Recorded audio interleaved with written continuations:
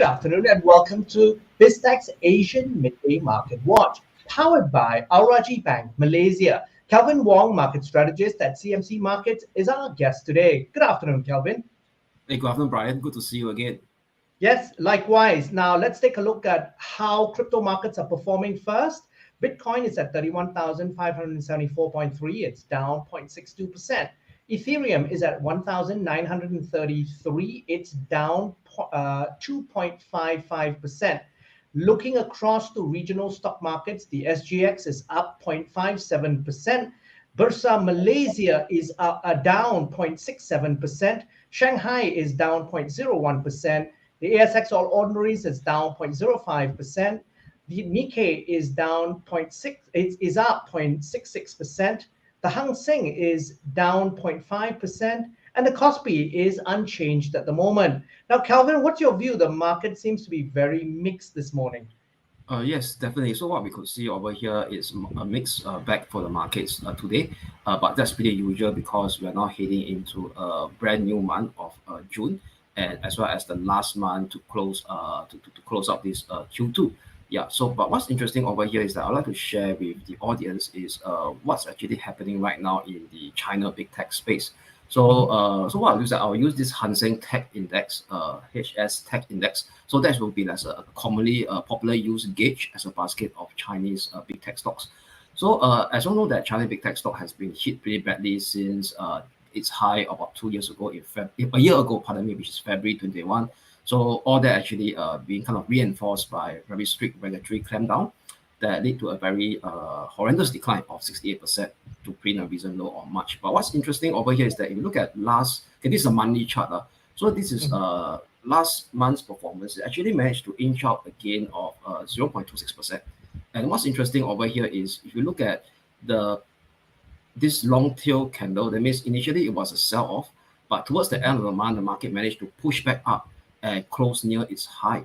Okay, so in terms of psychologically wise, right, in terms of technical analysis, this actually represent a bullish hammer, which indicate to us that the previous 7 consecutive months of downside momentum seems to have started to ease off. So this actually came on the backdrop of very interestingly is that if you look at the last 3 to 4 weeks, top China policymakers, especially coming out from the Premier Li, which is the Prime Minister, has been advocating more fiscal stimulus to actually cool down, or I would say to elevate the ongoing economic contraction in China. And also there are also words or what we call it guardians coming out saying that, hey, the ongoing clampdown in China big tech stock is likely to actually put on hold for a while. That means, i.e., going forward in the next month, in June, especially in June or going in July, we may not start to see new rules or what we call it or regime that is being implemented on China big tech stocks. But nevertheless, that doesn't mean a 360-degree change in their business model back to the early days of what we call hyper growth in 10 to 5 years ago. But nevertheless, right, what we could see at least a kind of an ease in what I call this 7 days or 7 months of downside momentum. So what I'm watching over here is that this intermediate support at 47.70. The previous high of April candle, and also this 5 monthly moving average, exponential moving average that kept this downtrend since July last year. So if we start to see a very clear breakout above 47.70, we could at least see a more pronounced, at least one month plus of tactical rebound towards the next resistance zone over here, which is at 5890/6,670.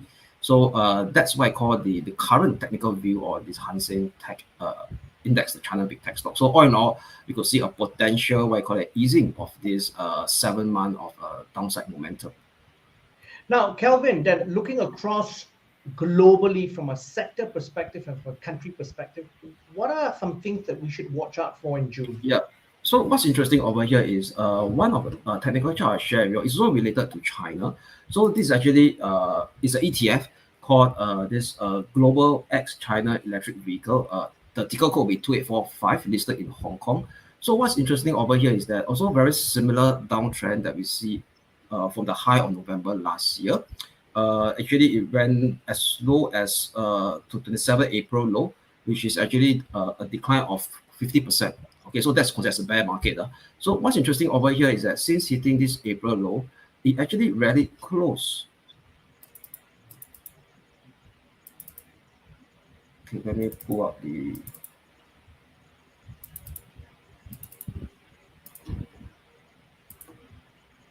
Okay, you read it 28%, which is pretty significant.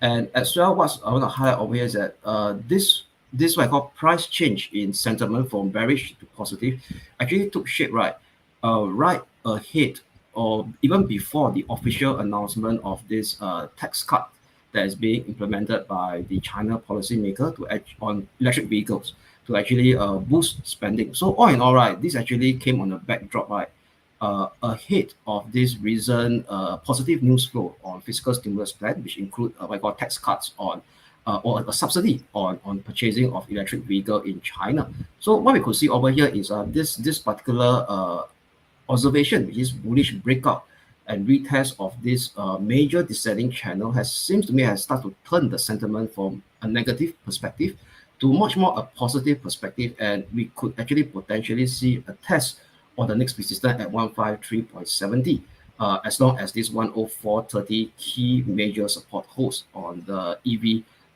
ETF for China. So this is very something to actually take note of after a multi-month, what I call it, major downtrend that has started to change from a negative perspective to a much more positive sentiment on this particular EV sector in China. Now, Kelvin, final question.